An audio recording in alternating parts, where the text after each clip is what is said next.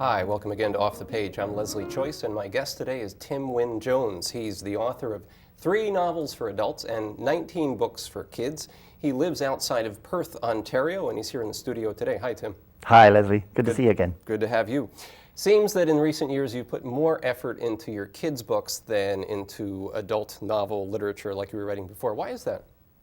I've put no effort into writing adult books lately, not for 10 years.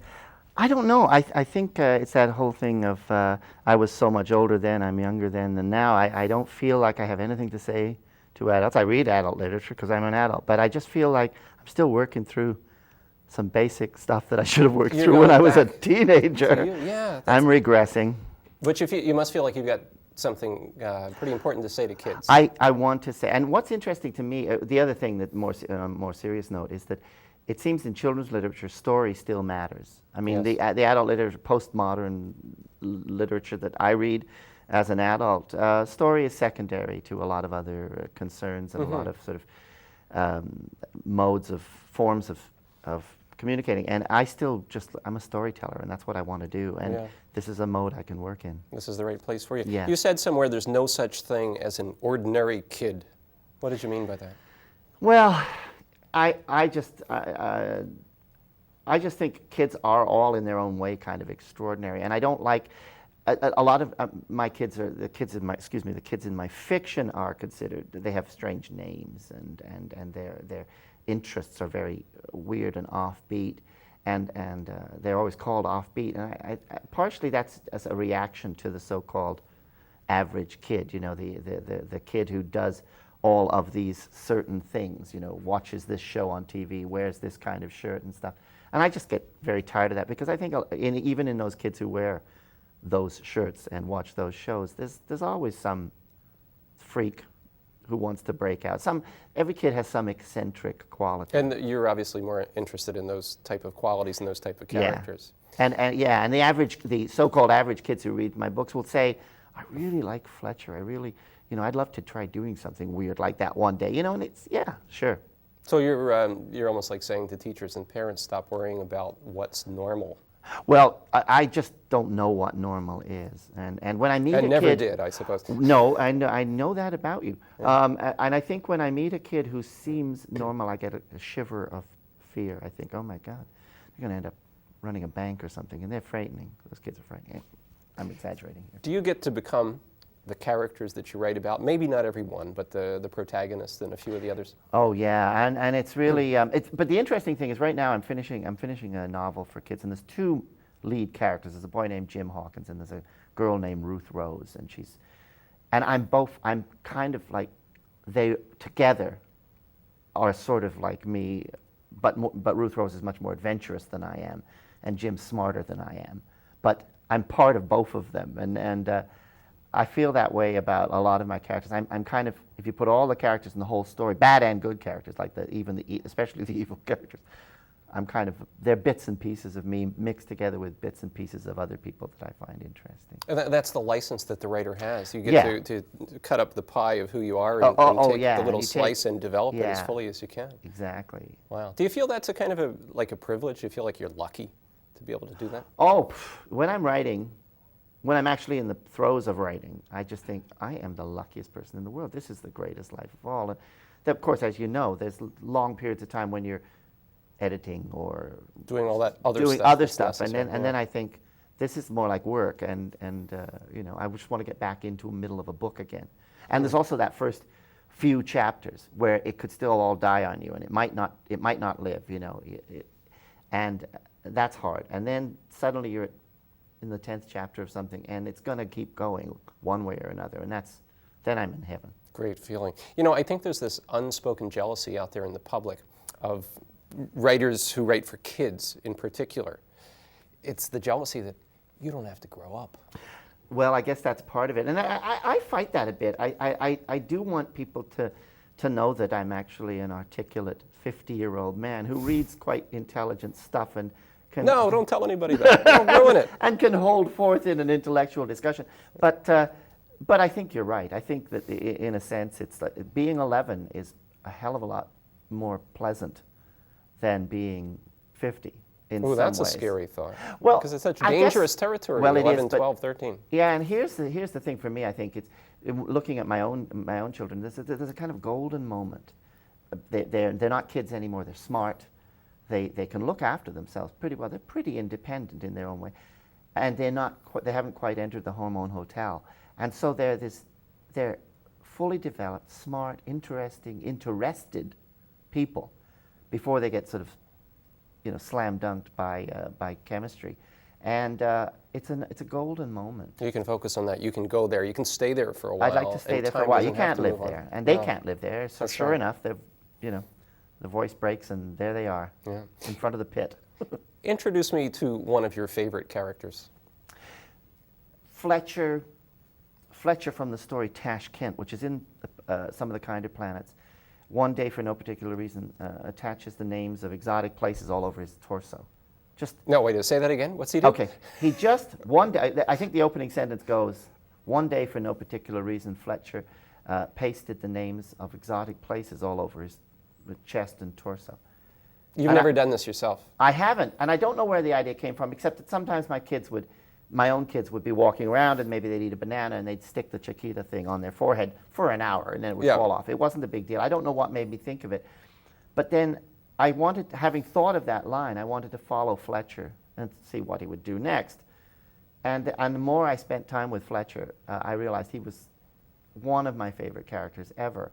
And that story actually was a very pivotal story for me because I was writing short stories. There didn't seem to be a market for short stories. I just didn't really care because I was having so much fun. And when I was writing that story, Tashkent, I went, I've become my favorite writer. And it wasn't an ego thing. I must make that quite clear because what I felt suddenly was, I'm never going to be John le Carré. Darn. But I don't care anymore. And I'm not going to be Graham Greene. All of the heroes, the people I tried to emulate and tried to write like, I was never going to be them. And that was fine. You found yourself. I found myself. And that's Amazing. what we all want to do Yeah. in whatever we pursue. And I felt that way when I wrote Tashkent. I can't explain why, that's not the point, but that was the story I was writing. And so Fletcher, to me, is this marvelous character. He's very fragile in some ways and very brave in other ways. And I just love him. And actually, I find Fletcher poking his head out in lots of other characters. I mean, he's very much like other characters I write about. He's not a hero. He gave you a kind of freedom to say it's okay to go in that direction if that's where you want to go. Yeah, and it's don't okay worry to about paste where you thought you should pieces go. of paper all over your body for some bizarre reason, and then suddenly go, this was really done. Maybe I should have done this on a weekend because I've got to go to school now with a shirt on and it's very prickly, and these places are going to fall off sometimes in the middle of the hallway, and people are going to wonder why Dar es Salaam just fell off my body. And what do you do with Dar es Salaam when it falls off your body?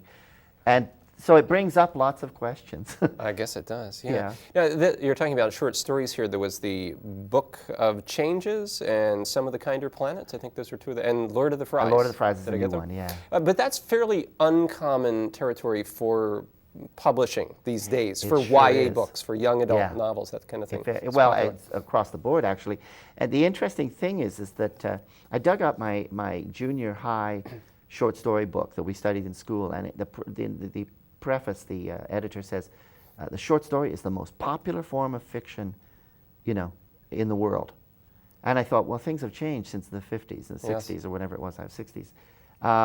And of course they have. There were hundreds of magazines, and every magazine had short stories. And as an adult writer, you could make a living writing short stories.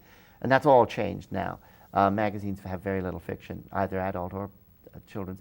But I think the short story may be perfect for the kids we talk about today who are just as smart and just as capable and literate, but they don't have a lot of time. That's right. For one thing, we're driving them around to karate classes and dance classes and whatever else. Big, exciting world out there. Yeah, and we as yuppies, I hate to admit it, are driving our kid like slaves. But so reading, I mean, the fact of the matter is a good, intense short story is over in 20 minutes. That's what Edgar Allan Poe said about them, and he was right. Thank God his stories were only that short. I mean, if you think about it. Deep and dark territory. Yeah. How do you use humor to explore really difficult subjects that have to do with adolescence and changes and all that? Because you do. You use it well. Thank you. Thank you for saying that, and I hate you for the question. I have no idea how I use it. I just feel You don't that think about it. It's part of the texture of what you're it has writing. to come out of the story, Yeah. and I'm not, in some ways I'm not a very funny person, but if I didn't have humor, I'd be in trouble. And I think that's the way I approach it, is that even the darkest stories that I write, there's jokes. I mean, they're not jokes. No, that sounds terrible. They're things that come out of the tension Yes. of living there. This springs to mind. I don't know if it helps to answer your question, but I remember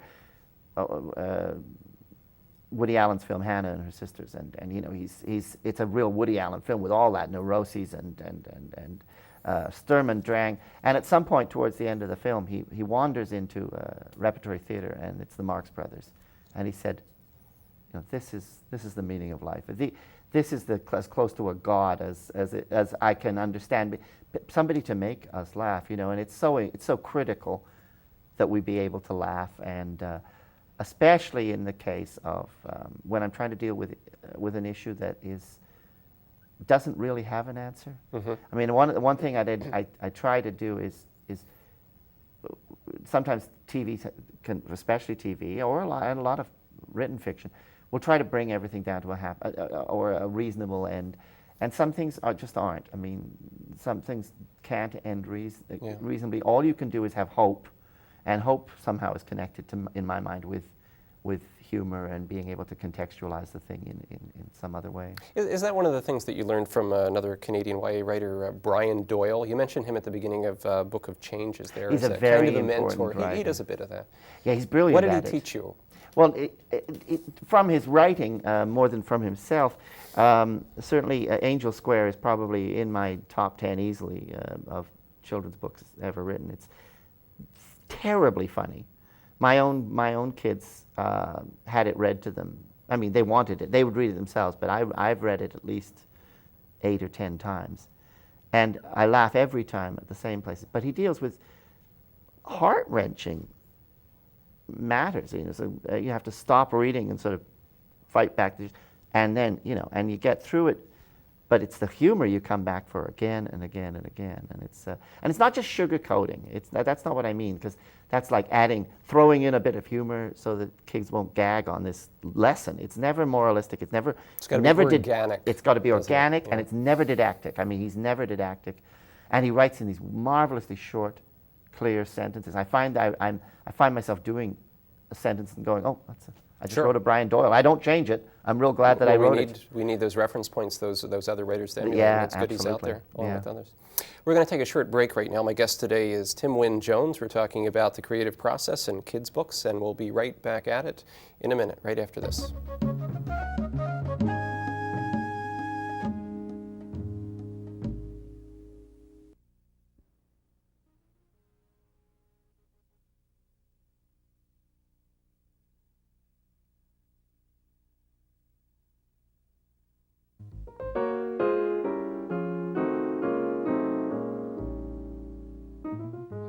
Page. My guest today is Tim Wynn-Jones. One of your novels, Tim, is called The Maestro, and it's a bit deeper, maybe a bit darker than some of the other things. We were just talking about the lighter side, the humor elements of your writing. Mm-hmm. Tell us a bit about the main character there, if you would. Well, the main character is a boy, Burl Crow, living up in northern Ontario. He's an abused kid who runs away from home and ends up meeting the Maestro, who is loosely modeled on Glenn Gould, a composer who has escaped the shadow of the city and needs a place of solitude in order to write his masterwork. And in a very brief period of time, Burl learns some things from him that changes his life around. I don't want to get more into the plot of it than that. Burl has traveled a long way. That book has come out all over the world. I just received the German translation and the Dutch and Danish. Why do you think that's happened? I mean, that doesn't happen for every writer, and that doesn't happen for every No, one it's of your been books. wonderful, and I think I was very lucky. I think Burl, Burl goes from is lucky enough to run into somebody who is not, and I want to make, this is the thing about the Maestro, is he is not a nice, caring person. He's a person who can barely cope with the world himself. I noticed and, that. And in a way, he's in a way, when I read it sometimes, the scenes between him and Burl, I think, this is another form of abuse. He plays with this child mentally and tricks him and pushes some buttons. But he teaches him one incredible lesson that is certainly a lesson I learned from Glenn Gould, and that's the take two. And that's that idea of, Gould himself, although the character is not Glenn Gould, Gould himself was a person who towards the end of his career would not perform live. He preferred the recording studio because he believed in perfection, and you couldn't get perfection on the stage. This is an argument that he's had with many people. He had with many people when he was alive, and it's an argument that goes on today. But he talks about take two to Burl, and he says, when you can't get what you want the first time, you have to do take two. But that's a misleading term. It sometimes is take 30 or take 60. You've been in a recording studio, as have I, and we know the truth of that sometimes it takes a lot of takes.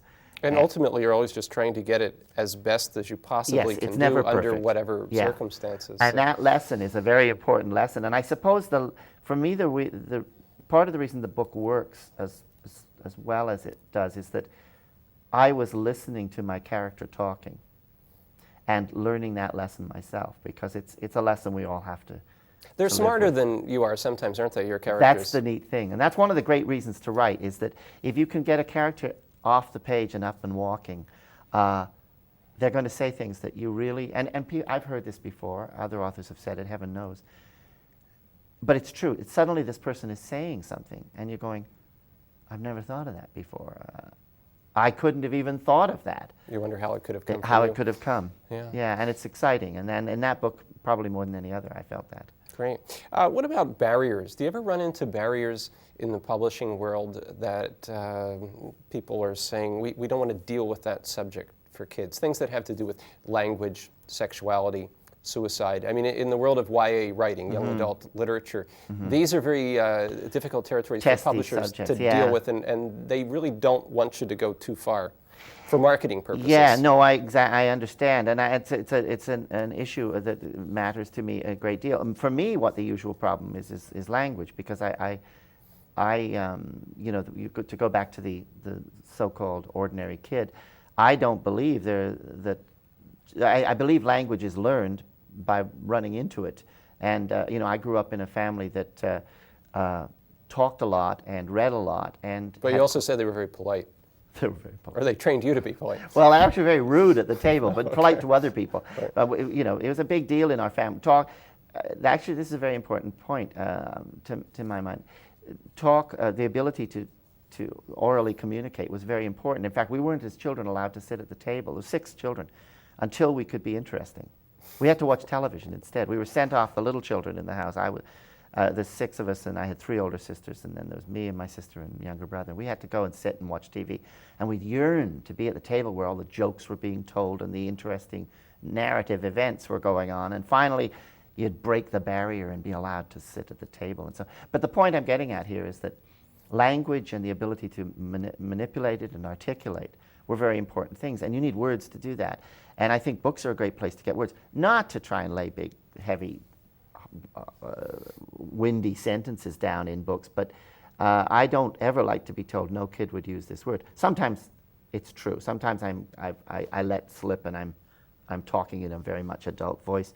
But I also think that language gets learned and somewhere, and if you don't talk to kids, if you don't talk up to kids, I think quite frankly, to give a great example on television is Dawson's Creek. Those kids are supposed to be 15, and they're not 15. What are they, like 35 or something? No, they're certainly not 15. Yeah. They're in their 20s. But the point, and my 16-year-old daughter who loves the show, she knows they're not her age, but she also likes the fact that they don't talk down. They talk about interesting subjects. They talk about profound subjects. And not they use big, $10 words all the time. That's not the point. But they don't talk down, and I won't do that. Right. So I do occasionally have kids don't want it, and they notice it when you do. They would rather be treated as if they were smarter than they are, than if they were dumber than they are. Yeah. Is it a good life, being a writer? The writing life, is it a good one for you? It has its cash flow moments. It's a great life. I've always had done other things. I'd edited, I'd worked as a reviewer for the Globe and Mail and various things. I finally, 3 years ago, took the plunge, and I just write now. And that's scary. Just put all your eggs in one basket. Put all your eggs in and well, I still have my band, but it doesn't make any money. But and that's a pressure in a way, because I really have to keep producing. But I'm free finally to just be writing every day, and that's what I'd like to do. That's a luxury. All the time. Is there kind of a frontier to YA writing? I mean, you mentioned how with adult literature sort of slipping off into what's the phrase that you call it? Postmodern. Oh God, postmodern. Whatever. Thank you. Yep. What about kids' books? I mean, is there a frontier? Can you go further? Oh, I think so, and I think you have to keep pushing the boundaries. I think that's important. And I think YA literature is something that has come into existence in our lifetimes, really. Yeah. Really. And it's got to be real. Our kids. Yeah. I mean, paying Catcher in the attention Rye to is seen as a YA book. It wasn't ever written as one, but it's seen as the beginning of something by some people. So, in that respect, YA, young adult fiction, is 30, 40 years old.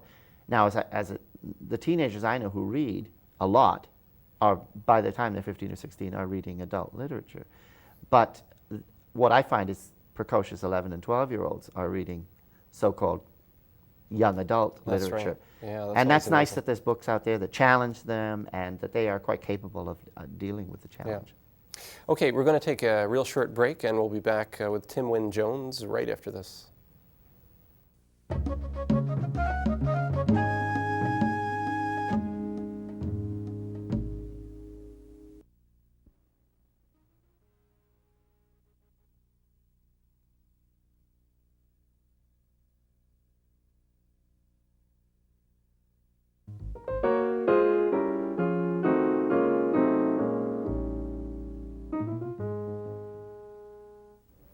Hi, you've been watching Off the Page today. I'm Leslie Choice. My guest is Tim Wynn-Jones. Tim, how do you know for sure when you're on track when you're writing? That's really a great question. Usually, I don't know until I've gone off track quite a way. It's like, the way they say men never ask for directions when they're driving. They'll just keep driving and then finally you have to stop the car and go, I'm lost. And that's what happens. I write very quickly and come back and write again and again and again. I don't write slowly, I write very quickly, and just the way I'm talking right now. And so I'm way lost before I realize I'm off track. And then sometimes I just have to scrap the whole thing, or I come back to the point where it doesn't feel lost. And I have recently, with Stephen Fair, the novel Stephen Fair, in the second major draft, I took out 18 chapters. That's how lost I got. Wow. And then I wrote... Is that another book? Can you salvage that for something else?